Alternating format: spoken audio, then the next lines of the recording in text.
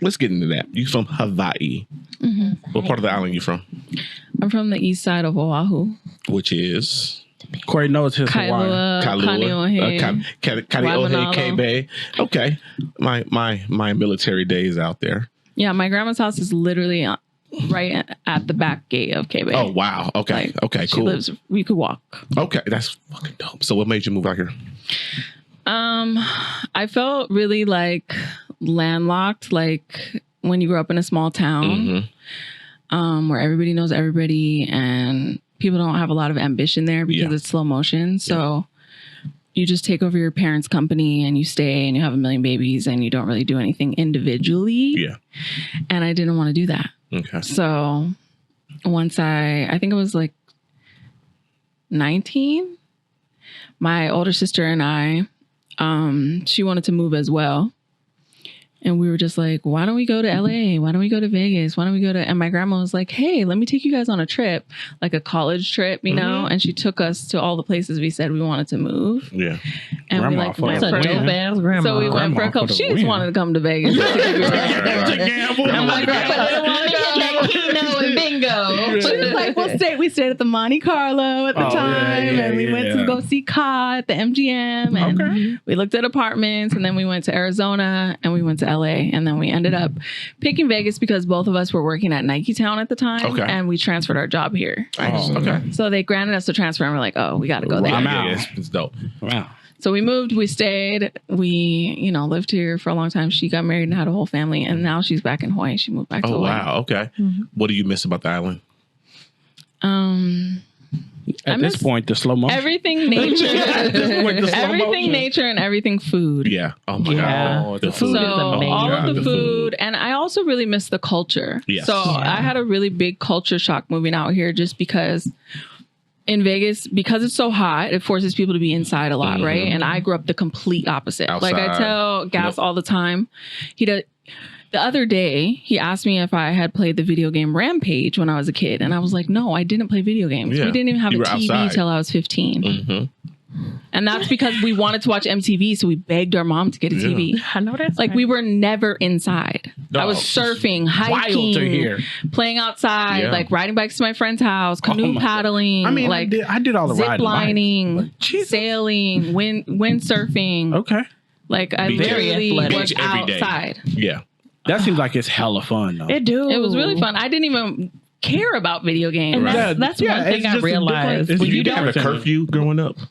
We were supposed to come home when the sun went down. First of all, did y'all catch the words of supposed to? When the sun went down, but both of my parents, my dad was on SWAT. He was a police officer, so he was always gone. Yeah. Okay. And then my mom owned a salon, so she was always gone. So it was like, so you was out here just and I had ripping sports, around. so it was an excuse. Okay. But one thing I will say about Hawaii versus like mainland type situation is that when you were outside, you were doing stuff. Right. So being out here, there's not much for children. So it's the only They thing get in trouble. Get in trouble or have babies. Man. One of the two things. And I'm a local from Vegas and I grew up here. So I've experienced nothing but either trouble or people having babies. Right. So I've seen it growing up. So I can understand like you going or living in Hawaii and just doing all those activities. That's stuff that I always saw on TV that I always wanted to join. I'm like, oh, let me go surfing. But then I was like, sharks. I actually had a shark swim under me once. Yeah. Hawaii was on shore. Was the first place I truly lived when I left Las Vegas. That was my first duty station. Yes. And I fell in love. I wish I would have stayed, looking in hindsight. Wow. I wish I would have stayed because there was so much to do, so much to see. And so much culture. So much culture. I went from there to Maryland, which is the most black folks I ever seen in my life in DC and Maryland. You know what I'm saying? Yeah. But there was always something to do in Hawaii. Every weekend there was a barbecue, like for the military camping folks. At the beach, man, Bellows. Like there's so much going on. When I went out there in December, I went to Bellows. Yeah, I was at Bellows and hung out there at the beach. It was dope. The thing about Hawaii that I love the most is that the people are just nice. Yeah, like it's just like kind of the South is what I hear. I've never been to the South, but West Coast people. It's similar in West ways. Coast people are really fucking mean. Really standoffish and mean. Yeah, really Corey. individualistic. Yeah, Corey. That's what it is. Bully. That's every man for themselves. Yeah. In Hawaii, it's like village mentality still. And it's not like everybody, it's not like you have to dress a certain part. Huh? You can literally live life. You can wear a t-shirt and jeans, nothing name brand. There's no competition with nobody. Unless you messing with their women. Then the local boys get I'm mad. a woman, so I don't know nothing about that. The local boys get mad. You messing with their women. I don't know nothing about that. Plus you white. They don't really like white people. Put it with the Howleys now. They don't like the Howleys. They don't like the That's what Howleys. you gonna do? What? That's what they call them. They call it Howley. I know what he's talking, but you just gonna throw that in there right now? Oh, okay. I apologize to our white listeners. But yeah, I they don't. just But yeah, that's one of the main things that I miss is the nature of the food and like the Ohana vibe there. Everybody is like family. Yeah. And everybody looks out for Everybody's each other. everybody's a cousin. Everybody's a cousin. Auntie, uncle. Yes. It is lovely. So we moved to Vegas. Can I ask my question? Because I think you're going to steal my question. It's the only question that I got. It's the only question I got. It's a bit because I thought about it. I've been thinking about it ever since they were like... He over here looking at my notes over here. No. I did glance Upside down. He's over here looking at my notes. But no, ever since they were like, you were coming on, I was like, I got to ask this question. Like, there's not a lot of women producers that I've ever actually recognized. Can we just wait? We still getting it through her history and her heritage. All right. Hold your question. Go ahead. God. This nigga took my first question off here. But I'm just saying. Oh, that's why you made that face. Okay. So we get to Vegas. How do we get to where we are now? How did they say, you know what? How did it go from Nike Town to this? So the short version of the story is I've been writing songs professionally since I was 15. Okay. Professionally means getting paid for it. Yeah. Okay. So accidentally, my older sister is actually a reggae singer. And I grew up singing background for her and writing songs for her. And then in turn writing songs for other people. So she had a couple of really hit songs with really major artists that went huge internationally. And I became like an accredited songwriter from that. And then a lot of people were like, oh, who is this Tiana? And then they would find out I was 15 and be like, well, oh, I want her to write my song. Yeah. And then it became a thing. And then I would sing background vocals and arrange background vocals for people. And they wouldn't know that like this 15-year-old is the one responsible for all of this. Right. So fast forward to me still doing music, but when I moved, when I chose to move, I was moved with a different sister, not the sister that sings. She went off to college and did her own thing. And when I moved out here, I was just working. So I'm a licensed cosmetologist as well. So I did hair for a while, worked in a salon, and I didn't really want to like, because my mom, the salon. Yes. So, I did that for a while just for steady income to try to figure out if I even wanted to do music. And then, how long ago was that? I want to say like 10 years ago. So I lived here for a few years, was working. And then I got an opportunity to go on tour with Morgan Heritage, which is a reggae band, like Grammy winning reggae band, really, really big, singing backup. Okay. So the sister that's a part of the band had a stroke, so she couldn't tour anymore. Okay. And so they needed a female vocal because it's all men. So I went on tour with them and we did, I think, like 12 world tours. Nice. Like filled up 4 passports. Yeah. I've been almost everywhere except for Asia and India. So I did that. Won a Grammy with them for songwriting. Damn, T. Did a bunch of stuff. I can't even get to it fast enough. Like, and then get it together. Don't be embarrassing us. My bad. I was moving too fast over here. And then I honestly, like 5 years ago, I got really, really burnt out from traveling so much. So I was just like, my body was done. Yeah. You know, my mind was done. I obviously enjoyed performing in front of like 50,000 people every night, but it's when you don't even feel like you have a home. Like I had a home. You're living out of a suitcase. I was not home for more than 6 weeks. in 5 years. That's a hard life. That's a lot. That's you a hard living out life. of a suitcase. Like legit. holidays, all that stuff. Yeah. Like I was just like missing. I miss my niece and nephew. I have a 7-year-old twin niece and nephew, and I missed their birth. And there was like so many things where it started to affect me mentally. And I was like, for my mental health, I need to take a break. And then when I took a break, they got another girl. And so when they got the other girl, I wanted her to just do her thing because I actually knew her. And I was just like, okay, I'm going to do something else. Yeah. So during that time I was with them, I was signed and I was pursuing my solo music as well. Okay. So I released a few singles under them as my label. And when I decided to stop touring, I just got out of my contract so I could be independent. Okay. And then started doing music full time still, you know, doing gigs out here. I used to sing on the Strip a lot. I used to be affiliated with a lot of the bands out here. Okay. And then started learning how to produce, started learning how to record myself. And then I did a professional internship to learn how to engineer. Okay. And if you don't mind me asking personally, how old are you right now? 30. You're 30 years old and you've done this in 15 years. A fucking Grammy. You've lived a whole life in just 15 years and you still are on, like, you're just now reaching. This is probably the most I've used the applause. You have. Yeah, it's great. This is wild. You're very well accomplished black woman we have here today. Hurry up so I can get to some gunshots. No, come on. Shit. Reggie. You ready to blow some shit up. I'm ready to blow some. Can I ask my question now? Get to your question. Read the top one. I don't want to read it. I want to know what my question was. Okay, my question was, there's not a lot of female producers. I do not know of, or I haven't heard of a lot of female producers. Right. So how many of y'all is it out here? Let me know. In Las Vegas specifically, I know that there's a few women that make beats production wise. So as a producer, there's so many different roles that you can play, right? Okay. You could be the beat maker, you could be the vocal producer, you could be the producer as in I brought this person and this person together and thought of the project and I helped it make it happen and I funded the project.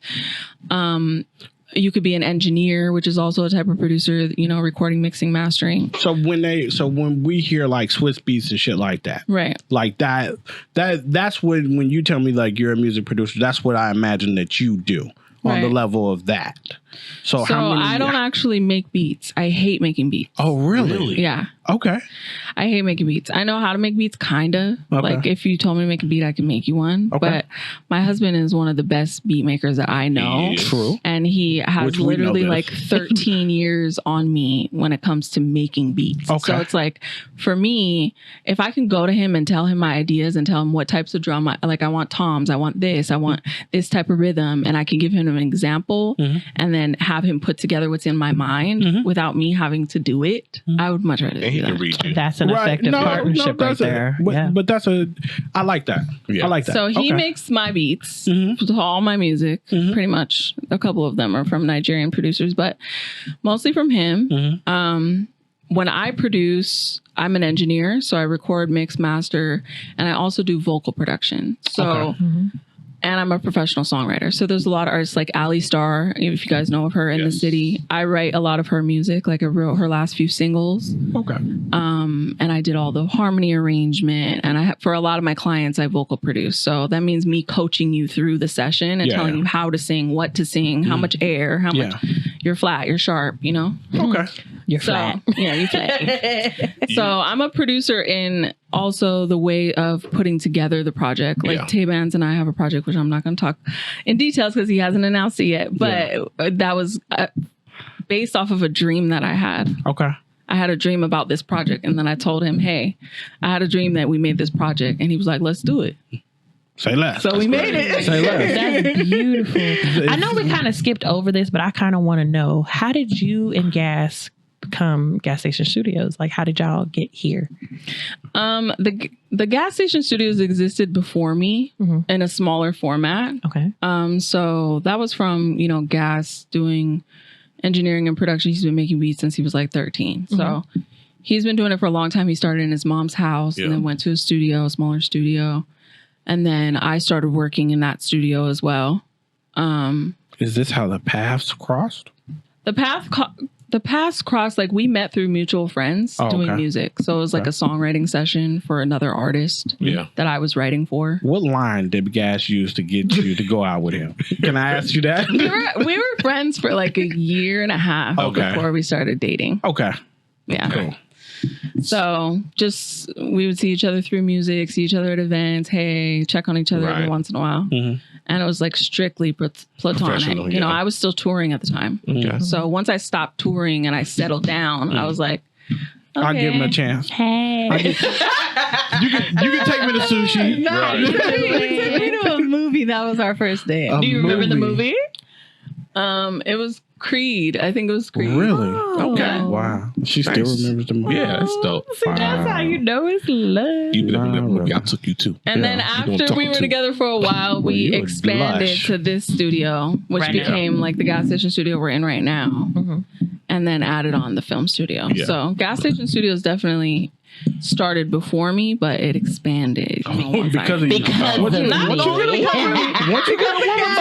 you be like, let me shoot for these stars. Yeah, that's fine. She's just like, well, you know. We get into that. No, it wasn't just me. Gas, you know. Gas is the shit, but that's the king. You are the king of the crowd. No, baby. man, like listen to the music and the albums. Like, it's great. You're a highly talented girl. Yes. Thank you. Not even just from your music aspect, but watching your music videos and watching like on your Instagram, you see how you're coaching people through things and how you have plans of stuff. Your mind just goes like you'll have a dream and then you put it in effect very like seamlessly. Yeah. And it's a beautiful thing because I love seeing women in these high powered roles that you typically see men in. Right. But when you see a woman in it and they doing their shit, right. Girl, I'm waiting to see you on Oprah cover or something. Somewhere on something, on a billboard somewhere, doing something for Saweetie or Meg Thee Stallion. Right. You know, hyping all the hype beasts up and shit like that. And I have high hopes for you. So I applaud you for sure. So Reggie alluded to it. You are in a field that is 2.8% female. Right.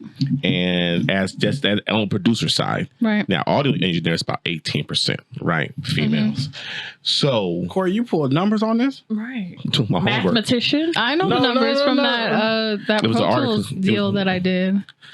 No, I just want to mess with you. I told you I do your homework. I did my homework. I didn't know that's what you meant. I thought we was watching the music videos. I did my homework. Instagram. No, I do my homework. See, you didn't include math. That wasn't on the syllabus. No, you gotta go deeper. Y'all are hilarious. Okay, go ahead. So, have you had issues with people not taking you serious because you're a female in this field? 1000%. What? How have you dealt with that? I've dealt with it in a lot of different ways. When I first started engineering for people, the majority of clientele is literally men. So it's probably like 80% men, 20% women. Because I think as a woman, a lot of times women are used to getting a lot of things for free. Yeah.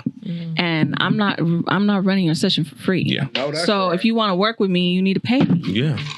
So a lot of times we just don't like here, you know, we really mean business and we stand on that. So a lot of times people will go to, you know, a cheaper free studio and get less quality just because they want it to be free. You what you pay for it. Tell them. So a lot of the people that actually invest in themselves are men, to be honest. Yeah. So we have I personally have a lot of clients that are men. And when I first started, you know, Gas would like give me some of his clients or say, oh, I'm not open, but you could work with her.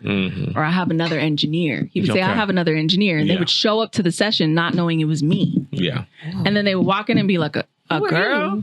Like, oh, you the producer? Like, oh, you the producer? You're not going to mess up my shit, are you? Like, all kinds of stuff. All kinds of stuff. A whole bunch of questions. And even still to this day, like, I deal with that a lot. Yeah. Once people get to know me and all I need is one song and I'm going to show them and they're going to shut up. Yeah. And they always respect it after that. But the initial reaction is always like, I ain't never seen a girl producer before, or they'll try to hit on me or they'll try to, you know what I mean? Like I've shut a few sessions down where I stopped the session. Wow. And told them they cross the boundaries and stuff. Yeah. Hell yeah. Yeah. And you have to. Like you got one more time. Right.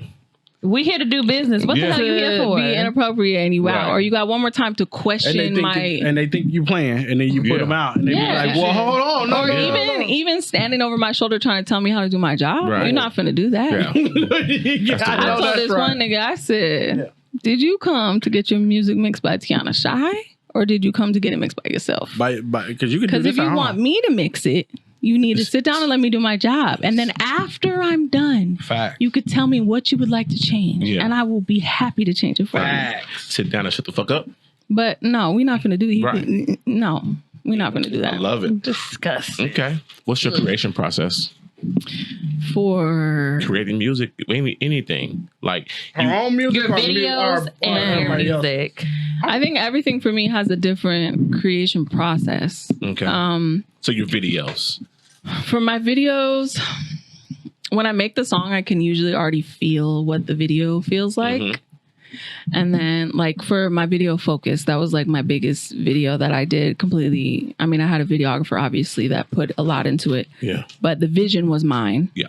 So the lyrics were very like majestic and stuff. So I talk about genies and magicians and wishes and all that kind of stuff. So I had the idea of the fortune teller, the musician, the genie, all the different aspects. And then I started like thrifting and buying things and painting them. And all those 4 sets I built completely myself. So it took me like 6 months to like build everything and find everything. And you shot that here, right? The studio. Yeah, I had 4 sets in each corner of the back. And we shot it all in one night. Oh, in one night? Yeah, girl, I had to change my wig. It was crazy. I was just like, oh, girl, I know you tired as hell. At the end of the night, I know that was exhausting. But it was really worth it because I knew what I had in my mind and it was like hard to relay the message. You know what I mean? Yes. A lot of times I think that the reason why Gas and I do everything ourselves is because when we try to get somebody else to do it, they don't do it how we would have done it. That is what they say about it. So it's like a gift and a curse, right? Like being super talented kind of sucks because you can't pass it on. I will say that is one thing I have learned from y'all about this. Make it happen. Yeah. And I appreciate that. I know when I it's been years, but I first hit you up and we were recording out in the big area at first. First of all, that was fun though. Being in the big area, but we were too loud. We got in trouble. We got in trouble. We got in trouble every time to record. But anyway, that was fun. Do you find it hard creating music with your husband? Oh, hell of a question. It can be. It really can be because we're both so great. Yeah. And we definitely have different ears. Mm-hmm.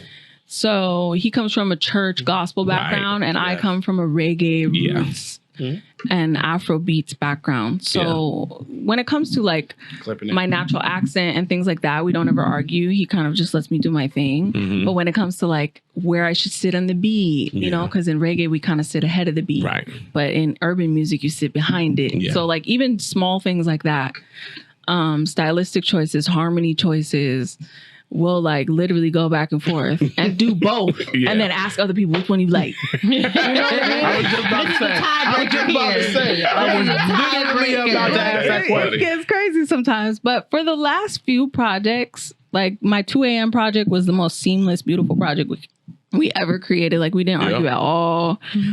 And we just made it, you know? Mm-hmm. And then my last project, I kind of honestly put most of that together on my own. Like I recorded a lot of the vocals on my own. He made the beats. Yeah.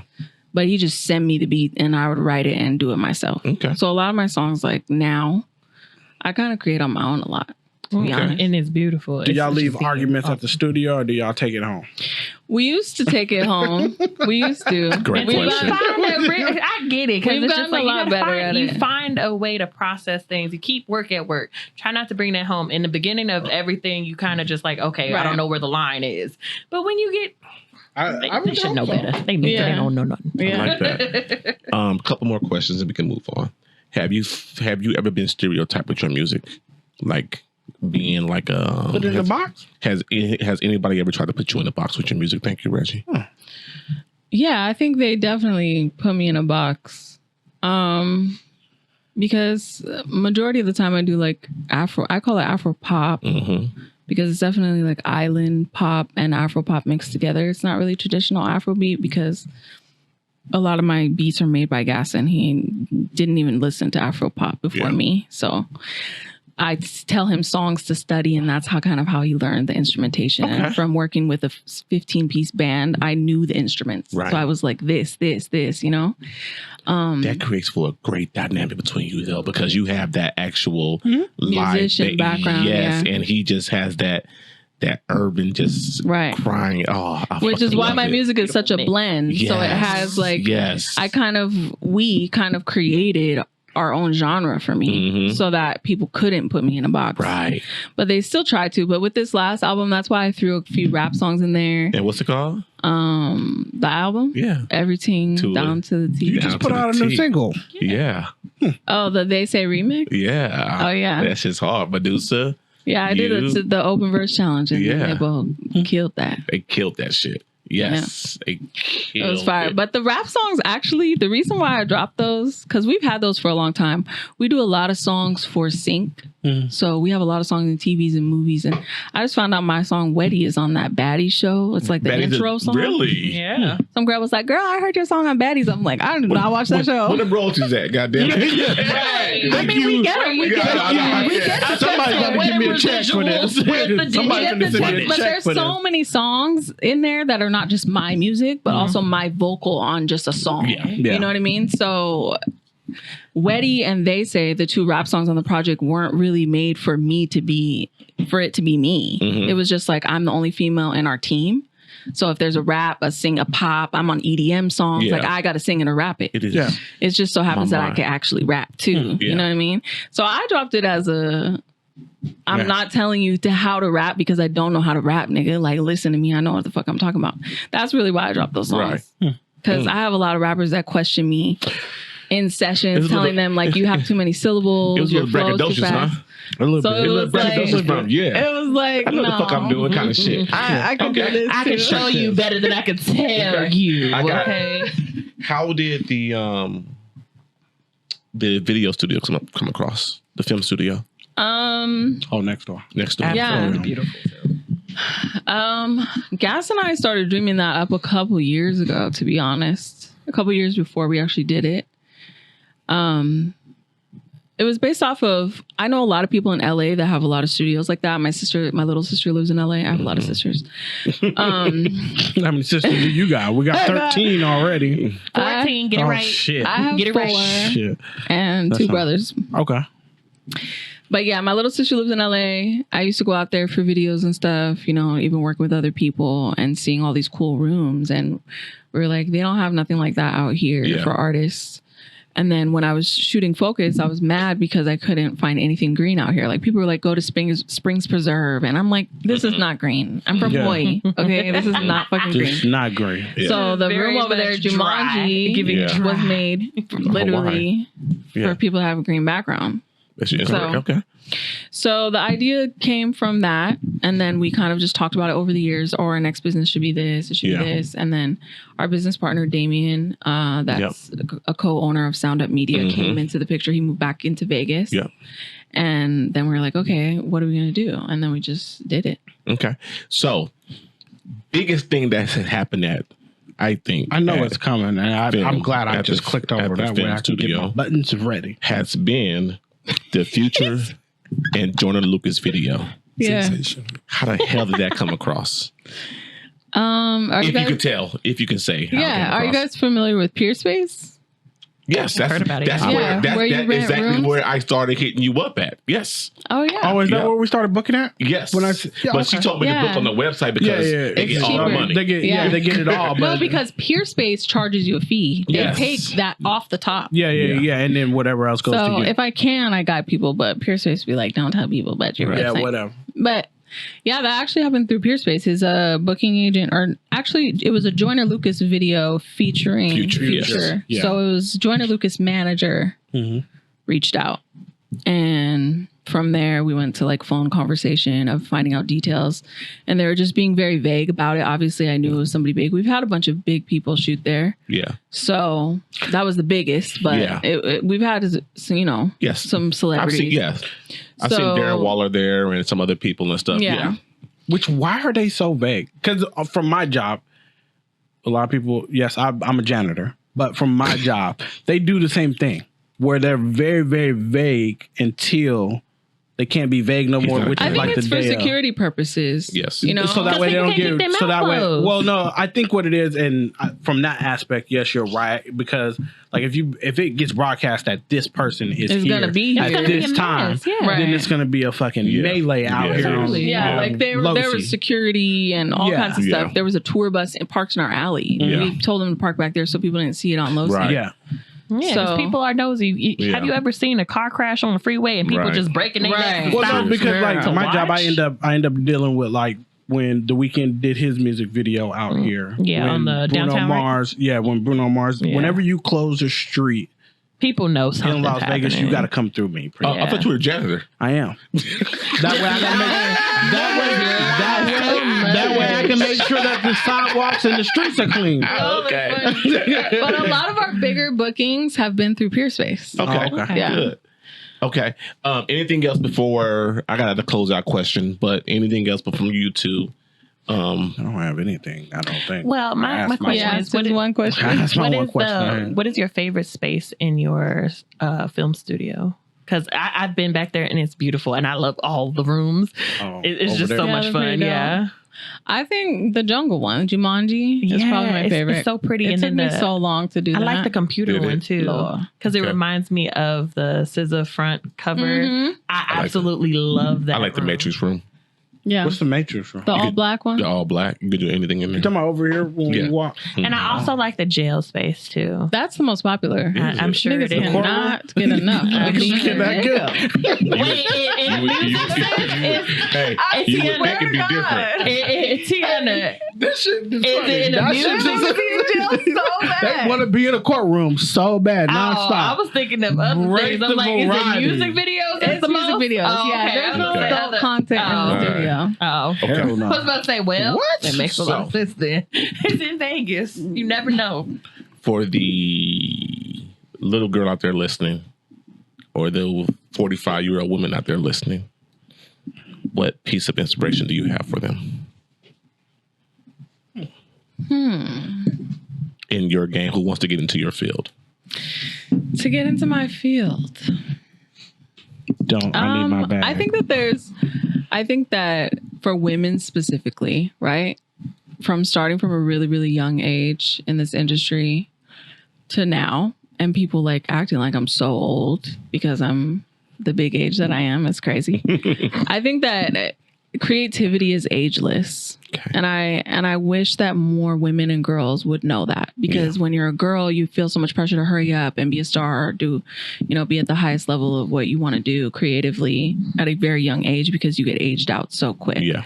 But aging out as a woman is not really a thing. You know what I mean?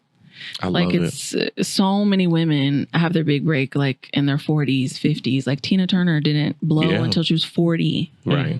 So people need to stop. Like women, it doesn't matter how old you are. Stop putting you in a box. Creativity is really ageless. It is. Okay. And I feel the same, because when you say like people are always, or women, we always put a label on ourselves, especially when it comes to modeling and dancing and all of that stuff, because it's just like, oh, your bones are this, that, and the third. There are 72-year-old women out here who still doing ballet and things of that nature. Right. If you really want it, you have to put forth the effort and the time into doing so. And just because you can't do the dancing in front of the screen doesn't mean you can't mentor other young women. Exactly. You can't be the choreographer. You can't be the. There's so just many because roles. your dream stopped physically doesn't mean your dream stops like out in the real world. Yeah. You could still create something on the outside. I kind of feel that way with Nicki Minaj. You could literally be a mentor. Anyway. But yeah. Okay, so She don't do that. Corey's gonna feel real nostalgic when I do this. So you're on the Killing Time podcast. Oh shit! And so if you could take one killing back in time, what would it be? One what? One killing, one death. fiction, one death. yeah. Somebody that's died, fictional, real life, or whatever, that you could take back.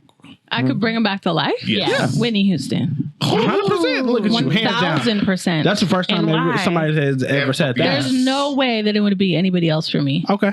She was the greatest singer of all time. Come on, talk about it. I just listened to You What? Can't Be No, do not give me a The Bodyguard was literally the reason why I wanted to be a singer. I had the cape. I had the All right, the cape. She had it all. Okay, and then time. Would you go back in time, stay present, or would you go into the future? That's crazy because I just asked Gas that same question. I asked him, would you go back in time if you could? And it depends on the stipulations, because I would go back in time if it's not like the fucking butterfly effect. But if I go back in time and everything starts getting fucked up and I never meet my husband, then hey. And he said he would fast forward to when he's already super rich. I'm like, so you would just miss. Am I here or not? Am I here or not?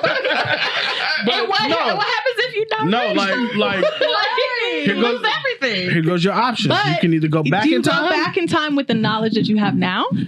I think we've had this multiple times. Because and I'm going to say if yes. I go back in time and I know everything that was going to be invented, but the butterfly effect still happens, because if you invent something, if you invent Apple products and you go back far enough and you invent Apple products, yes, everything else is going to trickle down, because your life goes here, where your life, I'm going to just say it's been here.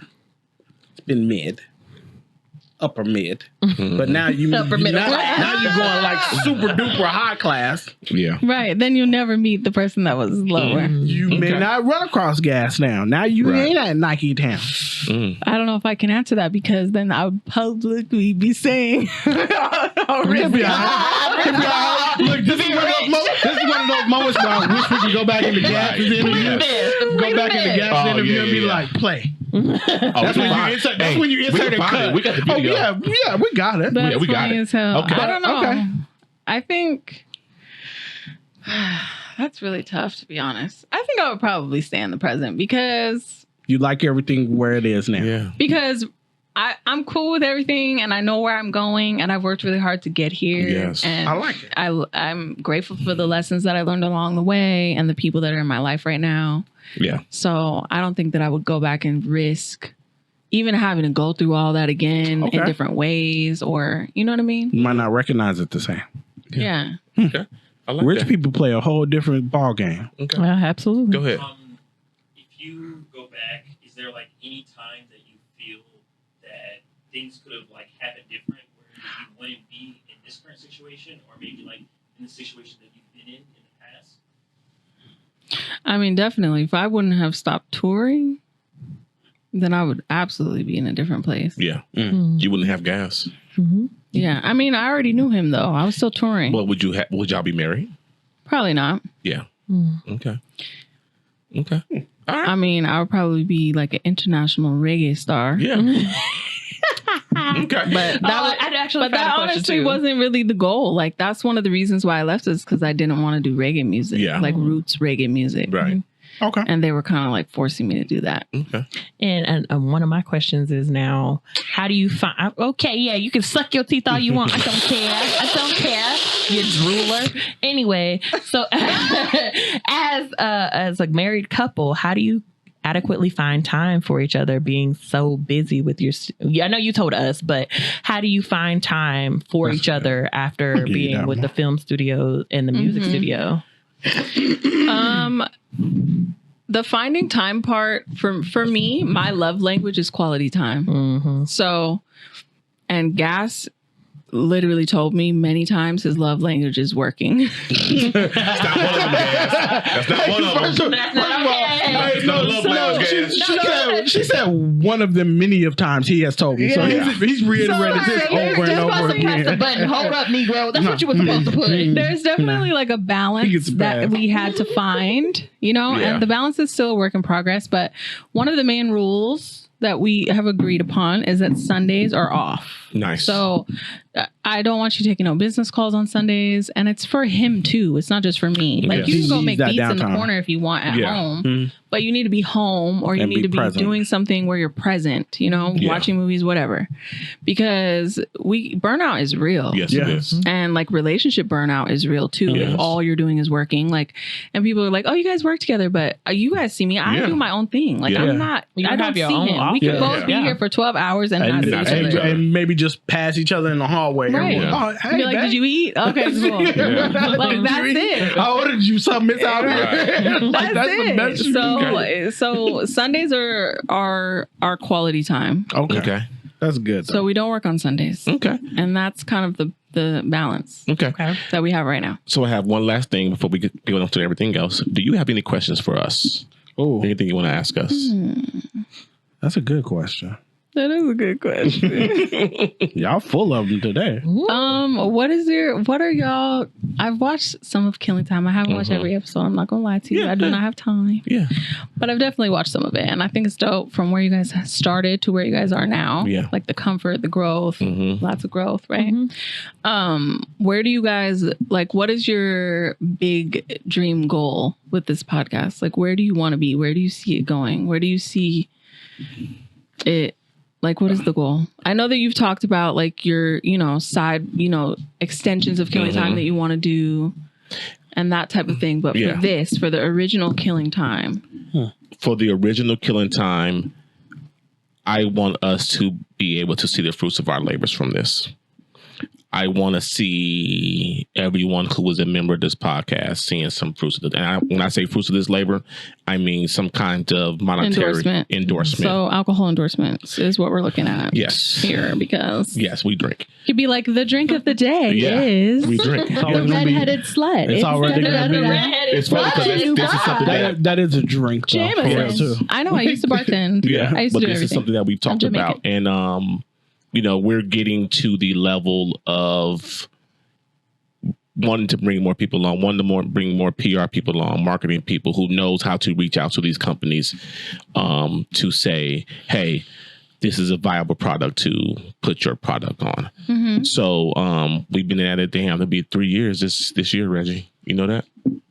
Yeah, I know. Yeah, it'll be 3 years in August. I mean, So- for 3 years, I've been getting drunk every That's dope. That's Monday. definitely doable, though. It is. And the alcohol angle is definitely the angle to go because it could be Yes. this episode is brought to you by Yes. featuring, Ciroc or Jameson, whatever it is. and there's you could get some bigger people on here. Yes. You So that is the end goal for Not that. at And all. we've talked about my ultimate end goal is, my own studio of where we are producing other people's podcasts. Yeah. He's going to that. You know what I'm saying? No. You could I'll just be be the there. guy on the side. You know I how will 100% be the silent partner. you know how they have no. I mean like on Howard Stern how they have the person on the side that yeah, always yeah. chimes in and Yeah. you don't know who Yeah. that person is. That Yeah, could be that's Tony. 100%. You can just chime in. Yeah. Like just walk in and just be like, nah, random bro, comments. and just walk out. Yeah. Making Nah, random right. comments Yeah. all the time. He a liar. You gotta be okay with some random guy coming in your section Right. and just saying something Weird illegal. shit. That's That funny. shirt yellow and I don't like it. Because you as a creator know how difficult it is to get up you do this every single day. We come in here once a week and do this, but you come in here and do this every single day. That does not mean that Corey's not texting. Y'all think he texts a lot in that group chat. Corey texts me every single day. Hey, my mind about runs. something. If my about- mind is running, That's a I get it out. businessman. Right. No. If my mind runs, I First get of all, it I got out. a whole lot of floors to mop at work. I hate him so much. Got time for Okay, his shit. but that's where we at. That's That's anything else? That's No? it. Okay.